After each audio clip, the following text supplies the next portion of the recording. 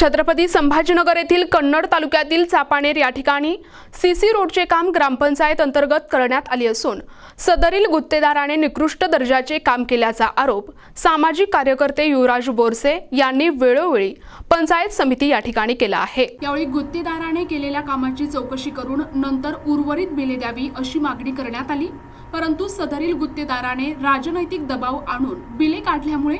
सामाजिक कार्यकर्ते युवराज बोरसे यांनी येणाऱ्या 9 तारखेला भीक मागो आंदोलन करणार असल्याचा इशारा समिती येथे दिला आहे। भीक मागो आंदोलनात भीक मागून ती गुत्तेदारांना तसेच कर्मचारी अधिकारी यांना देणार असल्याचा दावा देखील त्यांनी यावेळी प्रसार माध्यमांसमोर केला आहे।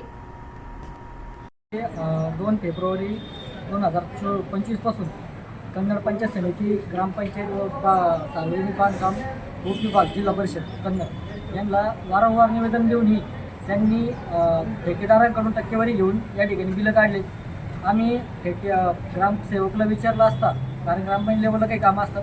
तर ग्रामपंचायतला विचारलं असता ग्रामसेवकचं म्हणणं आहे की आमच्यावर दबाव आला आहे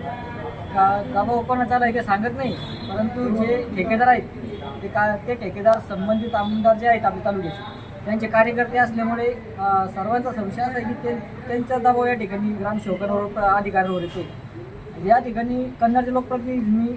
कन्नडचा विकास केला पाहिजे। असे फ्रॉड ठेकेदारांना या ठिकाणी जर का ते बिलं काढून देत असतील किंवा दबाव टाकून त्यांच्या चुकीच्या कामाला या ठिकाणी प्रोत्साहन देत असेल, यामुळे तालुक्याचा विकास या ठिकाणी फुटल। त्यामुळे मी या ठिकाणी इतक्या निवेदन देऊन कुठंही त्याची अंमलबजावणी झाली नाही, म्हणून मी येत्या सोमवारी म्हणजे पुढच्या सोमवारी 9 तारखेला मी या ठिकाणी पंचायत समिती आवारामध्ये भीक मागो आंदोलन करणार आहे आणि पुढची पार्श्वभूमी त्याच्यानंतर पुन्हा डिसाईड होईल की आणि त्याच्यामध्ये माझं असं म्हणणं आहे की जे संबंधित इंजिनियर आहेत आदोळे साहेब यांनी या ठिकाणी ठेकेदारांकडून हे टक्केवारी घेऊन त्या ठिकाणी त्यांची बिलं काढलीत, त्यामुळे त्यांच्यावर निलंबनाची कारवाई करून